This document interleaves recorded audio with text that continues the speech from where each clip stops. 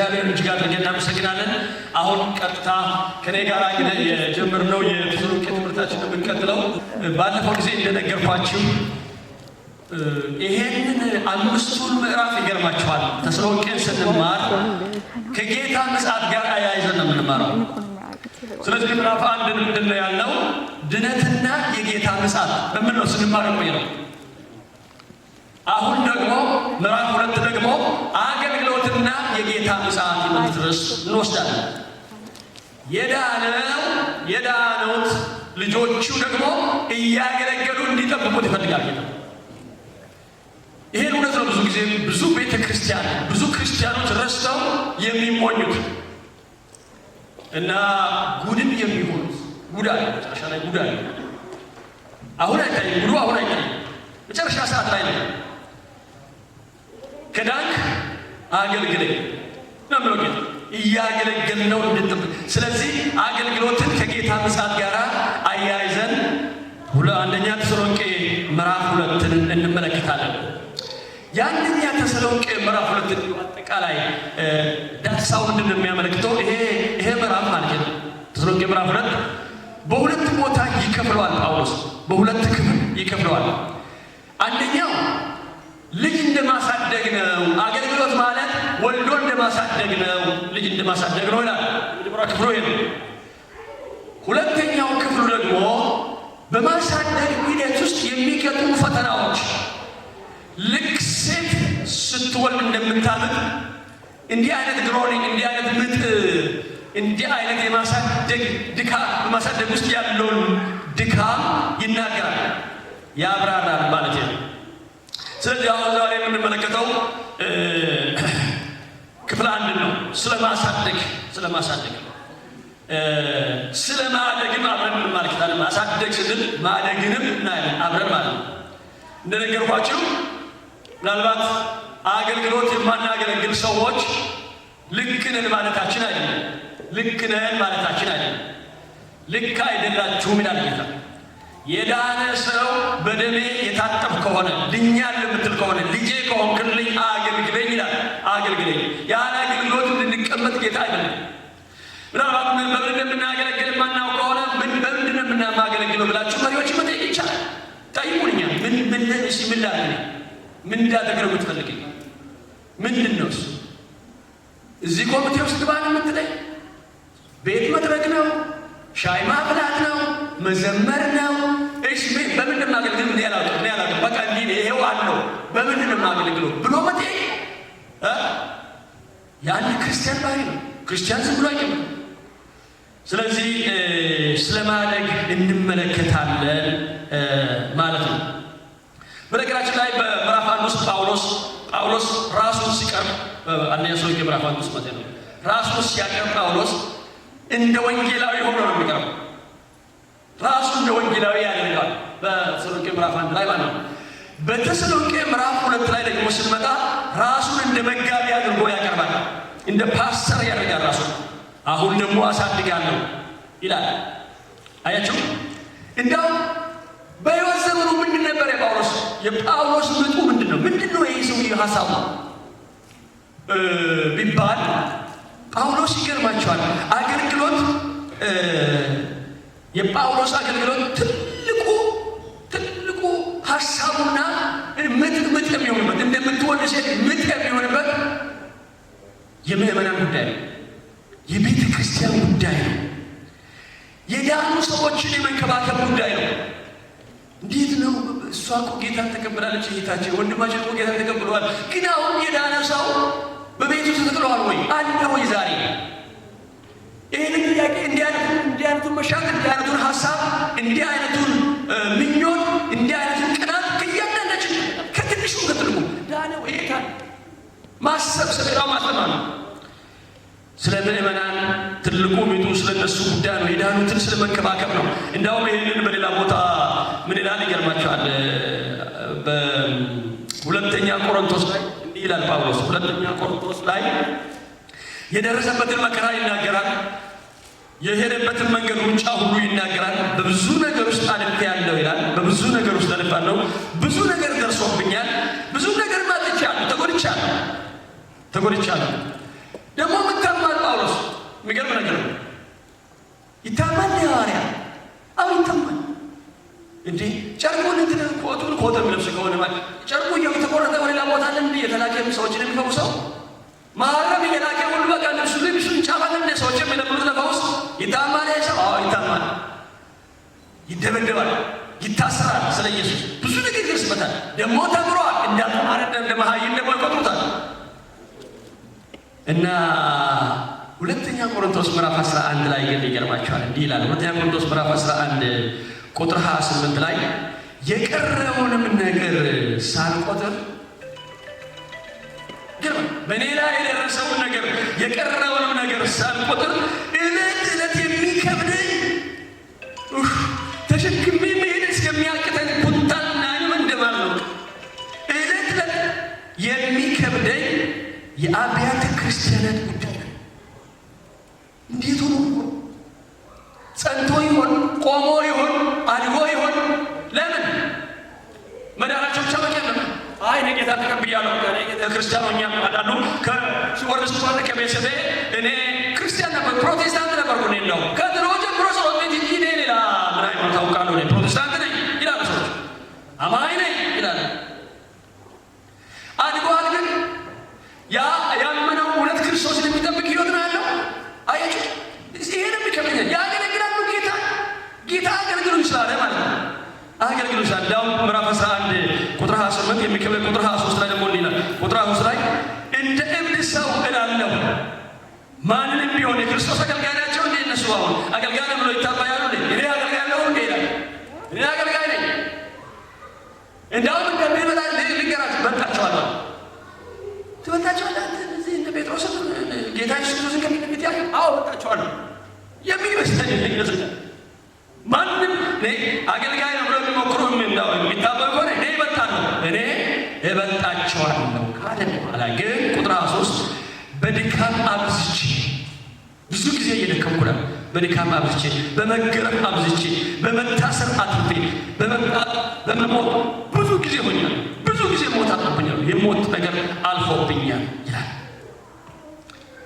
ስለዚህ ጌታን እያገለገልን ነው የምንጠብቀው ማለት ነው ጌታን እያገለገልን ነው የምንጠብቀው ስለና ተሰሎንቄን ምዕራፍ 2 ላይ መጀመሪያ ስለመመረጣቸው ስለመዳናቸው ስለመጠባበቃቸው ስለብዙ ነገሮች ሁሉ ከተናገረ በኋላ ምዕራፍ 2 ብሎ ሲጀምር በምንድን ነው የሚያስጀምረው በአገልግሎት ጋር ያይዘዋል እንዲህ ብሎ ይላል ለአንብበው ምዕራፍ 2 ከቁጥር 1 ጀምሮ እናነባለን ምዕራፍ 2 ከቁጥር 1 እስከ 6 ወንድሞች ሆይ ራሳችሁ ወደ እናንተ መግባታችን ከንቱ እንዳልሆነ ታውቃላችሁና ነገር ግን እንደምታውቁት በፊልጵስዩስ አስቀድመን መከራ ተቀብለን ተንገላተንም በብዙ ገድል የእግዚአብሔርን ወንጌል ለእናንተ እንናገር ዘንድ በአምላካችን ደፈርን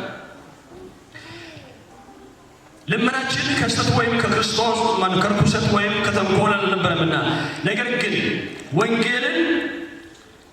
ወንጌልን አደራ ይሰጠን ዘንድ እግዚአብሔር የታመነ ሆነን እንዳገኘን መጠን እንዲሁ እንናገራለን ልባችን የሚመረምር እግዚአብሔር እንጂ ሰውን ደስ እንደምናሰኝ አይደለም እንደምታውቁት እያቆላመጥ ከቶ አልተናገርንም እግዚአብሔር እንደሚመሰክር እያመካኘን በመጎብኘት አልሰራንም የክርስቶስ ሐዋርያት እንደመሆናችን ልንከብዳችሁ ስንችል ከእናንተ ቢሆን ወይም ከሌሎች ክብርን ከሰው አልፈለግንም ይላል በነገራችን ላይ የጳውሎስ ስለ አገልግሎት ከጳውሎስ የምንማራቸው ሶስት ትልልቅ ሞዴል ነገሮች አሉ አንደኛው ስለ አገልግሎት ሲነሳ ይሄን አገልግሎት አደራ እንደመረከብ ነው ይላል ሁለተኛው ትልቁ ነገር ጳውሎስ የሚናገረው ስለ አገልግሎት ሲያነሳ አገልግሎት ማለት እንደ ሞግዚት እናት መሆን ነው ይላል እንደ እናት ልጅ እንደምታሳድግ እንዲሁ የሚንከባከብ ነው ይላል ሶስተኛው አገልግሎት ማለት ይላል በዚህ ምዕራፍ ውስጥ አገልግሎት ማለት ደግሞ ኃላፊነት እንደሚሰማው አባት ነው ደግሞ ይላል እንደ እናትም ነው ተንከባክባ አጥባ ቆሻሻ ልጆች በቃ ዳይፐር እንደምትቀይር ልክ እንደዚሁ ነው እንዲሁ ነው አገልግሎት ማለት እንደሞችነት ነው ደግሞ ኃላፊነት እንደሚሰማው አባት ነው እሱ ከዛ ጋር ከመድረስ በፊት ግን ከአንድ ነገር ይጀምራል። አደራዋን እንደሚሸከም ታማኝነት ነው ይላል። ስለዚህ ምዕራፍ 2 ቁጥር 4 ላይ ምንድን ነው የሚለው? እንዲህ ብሎ ይናገራል። ምዕራፍ 2 ቁጥር 4 ላይ ነገር ግን ወንጌል አደራ ይሰጠን ዘንድ እግዚአብሔር የታመን ሆነን እንዳገኘን መጠን እኛ የታመን ሆነን እንዳገኘን መጠን ይላል። እና ለማገልገል ፈቃደኞች ናችሁ ወይ? አሁን መንግስተ ሰማያት መግባት የሚፈልግ ሰው ማን ነው? ሁላችን መንግስተ ሰማያት መግባት ነው። ጌታን ያመን ነው። ለመዳን ነው። ጌታን ያመን ነው። ከገሃነመ እሳት ማለት ነው። ጌታን ያመን ነው። ስለዚህ ጌታን እየጠበቅን ያለ ሰዎች ዝም ብለን መቀበል ሳይሆን እያገለገልን ነው የምንጠብቀው። እየመሰከርን እያገለገልን መጠበቅ አለብን። ለአገልግሎት ለዚህ መሰረቱ ምንድን ነው? ለማገልገል መሰረቱ ወገኖቼ ታማኝነት ነው። ባለ አደራ ሆኖ አደራውን ሰጠን አምኖን ይሄ አደራ ሰጠን ብሎ ይናገራል። በነገራችን ላይ የእግዚአብሔርን ቃል ስንሰማ ስንማር ጌታ ስናገረን በአንድ ሰው በኩል በምክርም ይሁን በቤተ ክርስቲያን በትምህርትም ይሁን በተለያየ መንገድ የምንሰማውና የምናነበው ቃል ጌታ ተናገረኝ፣ አስተማረኝ፣ ባረከኝ የምንለው ቃል አደራ ነው።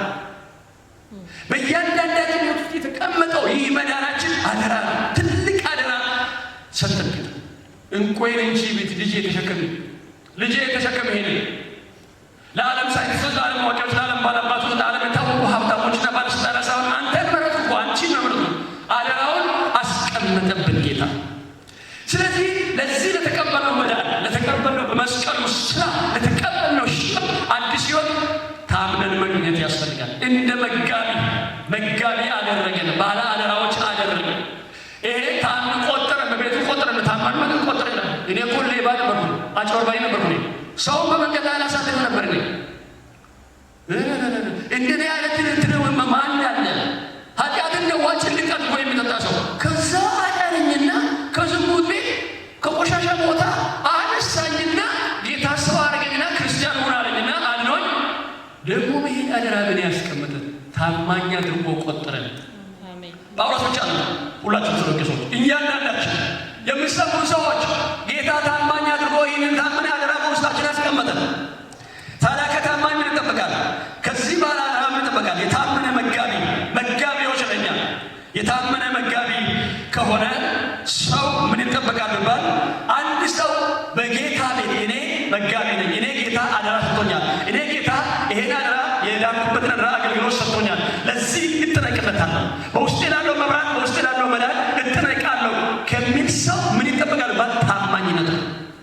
እስከ ምን ድረስ ነው ታማኝነታችን? ዛሬ ስለ ታማኝነት እንድንጸልይ ነው የምፈልገው ወገኖቼ። እውነት ታማኞች ነን? ታምነናል ወይ? ለእግዚአብሔር ታማኞች ነው ወይ? ለትዳራችን ታማኞች ነው ወይ? ለቤተ ክርስቲያን ታማኝ ነው ወይ? በሁሉ አቅጣጫ ታማኝነታችን ይታያል ወይ? ታማኝነት የመጀመሪያ ታማኝ ሰው ማን ነው የሚባል? በጣም ታማኝ ሰው የምንማረው ዮሴፍ ነው። ዮሴፍ ይገርማችኋል። በዘፍጥረት ምዕራፍ 39 ላይ እንዲህ ይላል። ዘፍጥረት ምዕራፍ 39 ቁጥር 1 እስከ 6 ላይ በተቀጠረበት ቤት እንደ ባሪያ ተሽጦ፣ እንደ አሽከር ተሽጦ፣ እንደ ዕቃ በወንድሞቹ ተገፍቶ ከአባቱ ከሞቀ ቤት ወጥቶ አባቱ እሱን ነው እንደሚንከባከበው ከአባቱ ጋር ቁጭ ብሎ መጀመሪያ ገበታ የበላው እሱ ነው፣ ሌሎቹ በኋላ ነው። ከዚህ አይነት የሞቀ ነገር ወጣና ዮሴፍ ተሽጦ ወደ ግብፅ፣ እዛ በባርነት ተሸጠ። ሰው ቤት አንድ ባለስልጣን ቤት ተቀጠረ። በሄደበት ቦታ የሚገርም ነገር ዮሴፍ አይቆዝምም። እግዚአብሔር እንዲያደርገኝ እንትናን አድርጎ ወንድሞቼ እንደዚህ አመፅ እየሰሩ የሆነሱ በዝና ቤት ይኖራሉ፣ አባቴ ቤት እኔ እዚህ አመጣኝ አይልም። ዮሴፍ እንዲህ ሲባል ሲል አይታይም። በሄደበት ቦታ በታማኝነት ጌታውን ያገለግላል። እሱን የሚቃወሙ የግብፅ ባለስልጣን ያገለግላል። እንዲህ ብሎ ይላል ዘፍጥረት ምዕራፍ 39 ከ1 እስከ 6 ላይ ዮሴፍ ግን ወደ ግብፅ ወረደ። የፈርዖንም ጃንደረባ የዘበኞቹ አለቃ የሚሆን የግብፅ ሰው ይላል የግብፅ ሰው የጶጢፋራ ወደ ግብፅ ካወሩት ከእስማኤል እጅ ገዛው። እግዚአብሔር ከዮሴፍ ጋር ነበረ፣ ስራው የተከናወነለት ሰው ሆነ። በግብፃዊው ጌታውን ቤት ነበረ። እስኪ እግዚአብሔር ከኔ ጋር ነው የምትሉ ሰዎች እጃሉ። ሃሌሉያ! እግዚአብሔር ከኛ ጋር ነው። ክብር ለጌታ። እግዚአብሔር ከዮሴፍ ጋር አለ። ምንም እንኳን ቢገባ ከዮሴፍ ጋር እግዚአብሔር ከአንቺ ጋር አለ። ጌታውም እግዚአብሔር ከእሱ ጋር እንዳለ እርሱ የሚሰራው ሁሉ እግዚአብሔር በእጁ እንዲያከናውንለት አየ። ዮሴፍም እንዲህ ይላል፣ በጌታው ፊት ሞገስን አገኘ፣ እሱንም ያገለግለው ነበር። በቤቱ ላይ ሾመው፣ ያለውን ሁሉ በእጁ ሰጠው። እንዲህ ሆነ በቤቱ ባለው አገልጋይ ነው ያውቃል። ራሱ ያለ አገልግሎት እንደማይቀመጥ ያውቃል። በሄደበት ቦታ በፖቲፋራ ቤት ይሁን ከዛ በሐሰት ተከሶ በወህኒ ቤት ይቃል፣ በሄደበት ቦታ ዮሴፍ ፊት ያበራል። የተቀበለውን አደራ በታማኝነት መወጣት አለበት። አያችሁ። ስለዚህ ይህን ጉዳይ እግዚአብሔር አምኖ ሰጠን፣ የታመነ ሆኖ ስለቆጠረን ብሎ ይናገራል። የታመነ ሆኖ ስለቆጠረን ይላል ወገኖቼ። ስለዚህ ለተሰሎንቄ ሰዎች ወገኖቼ ወንጌል ማዳረስ ብቻ ማለት ነው የጳውሎስ ኃላፊነት። ልክ እንደ እሸት ገና ለጋ ጮርቃ አጥቦ ያያቸዋል። ስለ ሕይወታቸው ይጠነቀቅላቸዋል፣ በጣም ይንከባከባቸዋል። ስለዚህም የዮሴፍን ምሳሌ ወስዶ ሳያስተምር አይችልም። ታማኝ ሆኖ መገኘት ይላል። ስለዚህ ራሳችንን ጠይቅ እስኪ። አሁን ዛሬ ስንቱ ነው ሰው ለጊዜ ታማኝ ነው? በገንዘባችን ታማኝ ነን? ለጮኛችን ታማኞች ነን? ሚስት ለባል፣ ባል ለሚስት ታማኝ ነው? ለቤታችን ታማኝ ነን? ለመንግስት ታማኝ ነን? እግዚአብሔር በሁሉ መቅጣጫ ለጌታ ታማኝ ነን? ታማኝነት ስለጠፋ የእግዚአብሔር ልጅ ወገኖች፣ በነገራችን ላይ ታማኝነት በጣም ያስጠይቃል። አለመታመን በጣም ያስጠይቃል። በጣም መጋቢነት እንደሚያስጠይቅ ሉቃስ 16 ላይ ራሱ ጌታ ካስተማረው አንድ ነገር ነገራቸው። መጋቢነት እኛ ደጋግ መጋቢነት አድርጎ ይቁጠረን። እኛ እኮ ይህን መጋቢነት እግዚአብሔር ነው በውስጣችን ያስቀምጠው ካለ ይልና እንዲህ ይላል በሉቃስ 16 ላይ ከ1 እስከ 2 ላይ እንዲህ ይላል። ደግሞም ለደቀ መዛሙርቱ እንዲህ አለ፣ መጋቢ የነበረው አንድ ባለጠጋ ሰው ነበር። በእርሱ ዘንድ ይህ ሰው ያለህን ይበትናል ብለው ከሰሱት። ጠርቶት ይህ የሚሰማብህ ነገር ምንድን ነው? ወደፊት ለእኔ መጋቢ ልትሆን አትችልምና የመጋቢነትን ሂሳብ አስረክበኝ አለ ይላል። የመጋቢነትን ሂሳብ አስረክበኝ። ምንድን ነው የሚሰማብህ? ባስቀምጥኩ ቦታ አይደለም ማለት እንደ ዳንሻ አይደለም፣ እንደ ዳንካ ነው የምትባለው ሰው። እውነት ነው እንዘምራለን፣ እውነት ነው ኢየሱስ ጌታ ነው እንላለን፣ እውነት ነው ማንም አልካደም። ግን ደግሞ ድርጊትን ሳያው እንደተቀበልከው መጋቢነት አይደለም። ስለዚህ በልበልበል እንግዲህ ሂሳቤን አስረክበን ከእጅ እረከባለሁ ብሎ ይናገራል። ከእጅ እረከባለሁ። መጋቢነት ወገኖቼ ያስጠይቃል ማለት ነው። ዛሬ ለተቀበልነው ወንጌል፣ ለአዳነን ወንጌል፣ እኔና እናንተ ለለወጠን ወንጌል ታማኝ ሆነን ካልተገኘን ምን ማለት ነው? ምን ማለት ነው? ወንጌል ምንድን ነው የሚያደርገው? አያችሁ፣ አደራ አለብን ማለት ነው። የዳንበት አደራ አለብን። ይሄ ነገር መጠበቃል። እንዴት ነው የምንጠብቀው? በሁለት ነገር ነው ታማኝነታችን የሚታየው ማለት ነው። አንደኛው ይሄን የዳነውን ወንጌላችንን በደንብ መጠበቅ አለብን። ሁለተኛው ማስተላለፍ አለብን። ማስተላለፍ አለብን። አንድ ጊዜ እሺ ተማር ነው ስለጣለ ቁጥር እኮ ተማር ነው። አመቱን ሙሉ እንደ አንድ ኮርስ ተማር ኢየሱስ እያዳብረን መናገር መስከን እንደሚገባ በደንብ ገባ። አይ ብዙ ጊዜ ጌታ ተናገረ።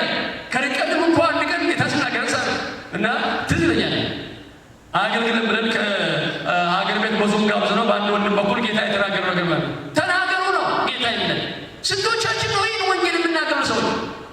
እንዴት አድርገን ነው? እሺ ጌታ እኮ ዝለን መዝለን ጌታ ይመጣል ስንል ማለታቸው ስራ ፈተን እጅ ለምተን እንቀመጣለን። ይሄንን አደራ ይሄን የተቀበልነውን ነገር ማስተላለፍ ነው። አይ ለእኔ ያለኝ ምስክርነት የምትል ከሆነ ለእኔ መዳን አይሆንልኝ ማለት ነው። ልጅነት አለኝ ለእኔ የዳነ ሁሉ ይሄን አደራ እንደተቀበለ ማወቅ አለበት። ገላትያ ላይ እንዲህ ብሎ ይናገራል። ከተቀበላችሁ ወንጌል ብሎ ይናገራል። ገላትያ ምዕራፍ 1 ላይ ይሄን ወንጌል እንደተጠረቁ ብለን የዳኖችበትን ወንጌል ይሄን መልእክት እንደተጠረቁ ብሎ ይናገራል። ትክክል። ለምን አታረቁትም? ለምን አትጠነቅቁለትም? እንክብካቤ ይፈልጋል፣ ጥበቃ ይፈልጋል። ጥበቃ ብቻ ማለት ተጠብቆ ሌሎች ደግሞ ማስተላለፍ ይፈልጋል። ያገኘሁትን ሰላም፣ ያገኘሁትን መዳን፣ ያገኘሁትን ነገር ለሌሎች ሰዎች ማካፈል አለብን። ታማኝነት እዚህ ላይ ነው የሚታየው። በገላትያ ምዕራፍ 1 ላይ እንዲህ ይላል። ገላትያ ምዕራፍ 1 ቁጥር 6 ላይ በክርስቶስ ጸጋ እናንተን ከጠራችሁ ከእርሱ ወደ ልዩ ወንጌል እንዲፈጥራችሁ እንዴት እንዳለፋችሁ ይደነቃል። ይሄ የመዳን ወንጌል ጌታ ሲባርከን፣ ጌታ ሲፈውሰን፣ ጌታ በቃ ልዩ ሀሴት ሲሞላ፣ ጌታ ቆላችን ሲፈታ፣ ጌታ ቤት ሰላም ስለን፣ ጌታ አሳርፎን ተኝተን ስናለን፣ እሱን ካገኘ በኋላ መልካም እንቅልፍ ስናገኝ፣ አሁን ግን ከዚህ ነገር ፈቀቅላችኋል። አልጠበቃችሁም፣ አልተንከባከባችሁም። ወንጌል እንክብካቤ ይፈልጋል።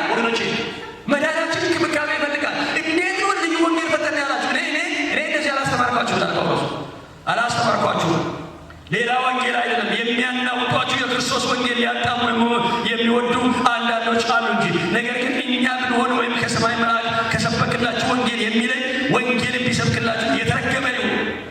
እኛ የነገርናችሁ ወንጌል ንጹሕ ወንጌል ነው። ኢየሱስ ያድናል። ደግሞ የዳነ ሰው ዝም ብሎ አይቀመጥም። ቤተሰቡ፣ ልጆቹ፣ ጎረቤቱ፣ አካባቢ እንዲለወጥ እስከ ሞት ድረስ ስለ ኢየሱስ ይናገራል። እባካችሁ እንናገር። ትላንት ማታ ቅድም ወንድሜ እንዳለው ገርማችኋል። በዳላስ ያሉ ቲኔጀሮች እንዴት አድርጎ እንደሚመሰክሩ ሲመሰክሩ ነበር። ቲኔጀሮች ይመሰክራል። ተራቸው መመስከር ማለት ልጆች መስከር አለባቸው። ህፃናት መስከር አለባቸው። ለጓደኞቻቸው፣ ለክላስሜቶቻቸው መናገር አለባቸው። አያችሁ፣ አዋቂ ብቻ ማለት ሽማግሌው፣ ባሮጌቱ፣ ሁሉም ትንሹም ትልቁም ስለ ጌታ መናገር አለበት። እውነተኛ ቤተ ክርስቲያን፣ እውነተኛ ኮሚኒ የክርስቶስ ልጆች፣ የጌታ ልጆች ይሄ ነገር ማስተማር ታማኝነት ይላል። በሁሉም አቅጣጫ ታማኝነታችን የጌታ ስም ብሩክ ይሁን። አንድ ነገር ነግራችሁ ነበር። በጣም በዓለም ላይ የታወቀ አንድ በጣም ሳይንቲስት እንዴት አድርጎ በ8 ዓመት ልጃገረድ ኤዶም የምታክል ማለት ነው ትንሽ ልጅ ወደ ጌታ እንደመጣ ባለፈው ጊዜ የመሰከርኩላችሁ መሰለኝ። በእንግሊዝ ሀገር ማለት በጣም የታወቀ ተመራማሪ ሰው እንደው ዓለም ላይ የታወቀ ሰውዬ መሰክር መስክሮት ይድን እንደሆነ ብለው ቢሊግራም እንኳ እዛ ለክሩሼት ሴት ይቆጥ ነበር ናገር ነበር። አይቀበልም። እግዚአብሔር ነው አላምን ማናችሁ እስኪ የጨምሩና አሳዩ የሚል ነው። ማንም ሰው አይሰራም። መሪ ያገር መሪ ቢሆን የታወቀ ሰው አይሰራም። በአንድ ምስኪን ልጅ ግን ስክስክ ብላ ጧት ተነስታ ሄዳ ልቅሳ ለመነች፣ ወደ ጌታ መጣች። ወገኖቼ እባካችሁ የሚናገር ሰው ነው እንናገር። በቃ አለበለዚያ እንዳናንቀላፋ። እውነተኛ ክርስትና የዳነ ሰው የተመረጠ ሰው ምሳሌ ክርስቶስን ለማሳየት ተቀምጫለሁ የሚል ሰው ክርስቶስን መናገር አለበት። እዚህ ላይ ነው ጳውሎስ ይሄንን ነገር አምኖ ራሱ ጌታ በውስጣችን ማስቀር ይሄን የከበረ ነገር ለእነ ሚካኤል እነ ገብርኤል ያልሰጠው ነገር ለመላእክቶች ቋጥቶ የሚገርማቸዋል። ለመላእክት አላደረግ ይመኛሉ እነሱ ስለ እግዚአብሔር ወክሎ ስለዚህ መዳን መናገር እኮ መላእክት አልሰጣቸውም።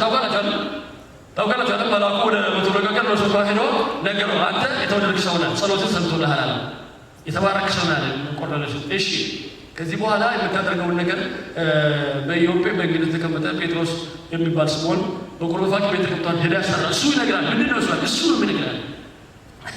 እሱ ነው እኮ ጳውሎስ በጣም ይገርማል። ለመላእክቶች ሳይሆን ለእኛ ብሎ ቁጥራት ላይ የሚናገረው እንዲህ ብሎ ይናገራል። ወንጌልን አደራ ይሰጠን ዘንድ ወንጌልን አደራ ይሰጠን ዘንድ ለጳውሎስና ለስልዋኖስ ለጢሞቴዎስ ብቻ እንዳይመስላችሁ። ይኸው ለህዝቡ ነው ኮለኮ ለጉባኤ ነው መስፍላችሁ።